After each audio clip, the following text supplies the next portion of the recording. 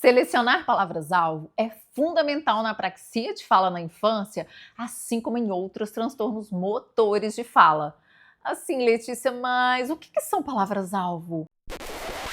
Como é que faz essa seleção? Não sei. Bom, fica aqui nesse vídeo comigo porque eu vou te explicar tudo.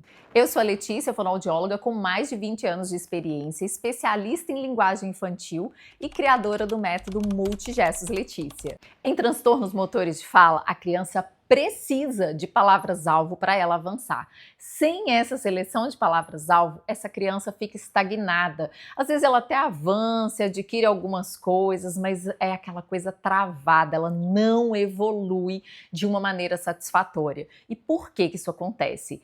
A criança que tem um transtorno motor de fala, ela tem dificuldade em planejamento, programação e execução motora dos sons da fala. Então, quando essa criança quer falar, ela tem esse desejo de falar, ela não sabe o que ela faz com a boca para falar. E às vezes pode ser que essa criança, a maior dificuldade dela, nem seja no fonema isolado, seja na sequencialização desses sons.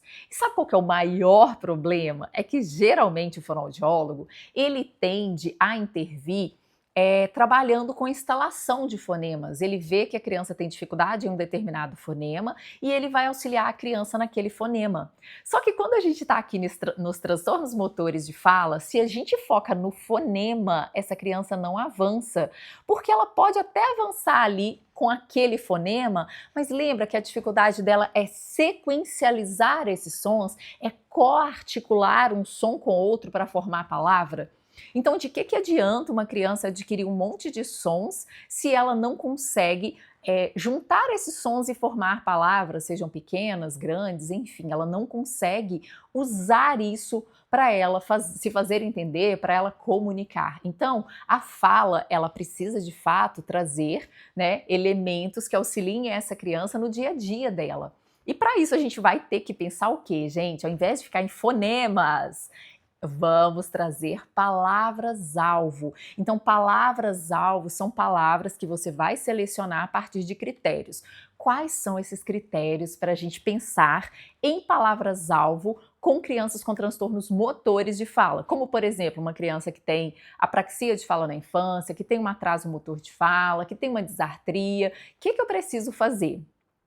Primeiro ponto, você precisa entender onde essa criança está no processo de fala. É uma criança que só fala palavras muito pequenas, ela só dá conta de falar palavras monossílabas, dissílabas, trissílabas. Qual é o tamanho da palavra que essa criança dá conta de falar? Sabia que essa é um dos maiores desafios nos transtornos motores de fala? É a dificuldade na extensão da palavra. Então, se a criança tem dificuldade, quanto maior a palavra, mais difícil fica, é muito importante a gente pensar nisso para trazer uma palavra que seja um desafio na medida certa. Uma criança que está no início do processo, de repente eu quero ensinar, eu vou ensinar para ela chocolate, porque ela ama chocolate, sabe? Chocolate é muito legal, vai engajar ela. Não, não vai, porque não adianta ser só uma palavra funcional, lembra disso. Então, um critério já é ser uma palavra funcional, mas só ser funcional não vai ajudar na apraxia de fala na infância, nos transtornos motores de fala. Então eu vou trazer uma palavra funcional, mas dentro da extensão da palavra que essa criança dá conta. Então, se essa criança dá conta de palavra monossílaba, eu preciso trazer para ela palavras monossílabas. Se essa criança já dá conta de palavras dissílabas, eu vou trazer palavras dissílabas. Existe uma hierarquia dentro dessa aquisição, dentro dessa complexidade aí das sílabas nas palavras, a complexidade da sílaba, né, se é uma sílaba com só 2 sons, se é uma sílaba que já tem 3 sons, tudo isso influencia. Agora tem um outro critério, então a gente já falou aí, né, de observar a extensão da palavra, de palavras funcionais, mas tem um outro que é muito, muito importante.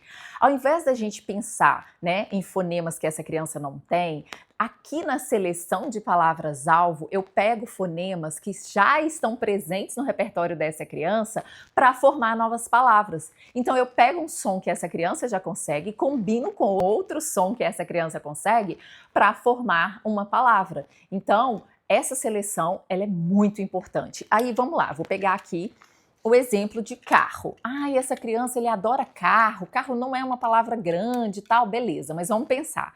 Quando eu quero trabalhar essa palavra carro para uma criança com apraxia de fala na infância, eu preciso entender. Carro, ele tem o som do K, do A, do R e do O. Carro.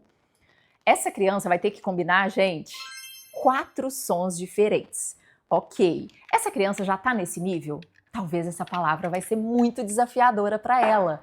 Para pensar nisso, eu preciso entender, essa criança já está dando conta de falar 2 sílabas diferentes e ainda eu preciso entender se essa criança tem esses sons presentes no repertório dela. Porque se essa criança não fala o K, por exemplo, a palavra carro não vai ser a melhor palavra para conseguir trabalhar neste momento com essa criança, tá?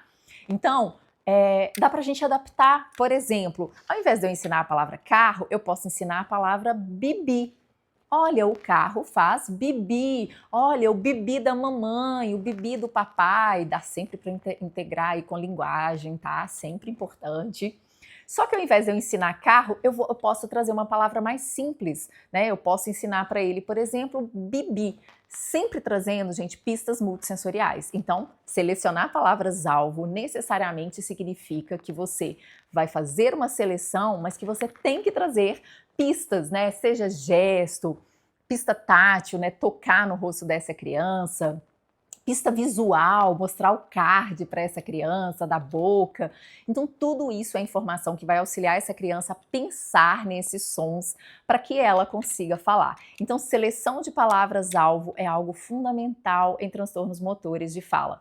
E aí, me conta, você gostou desse vídeo aí? Então aqui, ó, já curte aqui, aproveita para você seguir o meu canal, porque aqui sempre tem vídeos novos, onde a gente vai discutir sobre fala de uma maneira bem diferente, de uma maneira leve, mais divertida e muito didática, para que você aprenda de uma maneira mais leve, hein? E olha, se você é fono e quer aprender mais, se aprofundar, não esquece, ó, aqui na bio, aqui na descrição desse vídeo tem um link que você pode ir lá e conhecer o Fala Sem Limites. É para você que é fonoaudiólogo e quer se aprofundar, quer ter aí uma rede onde você pode tirar essas dúvidas, lá você tem tudo isso.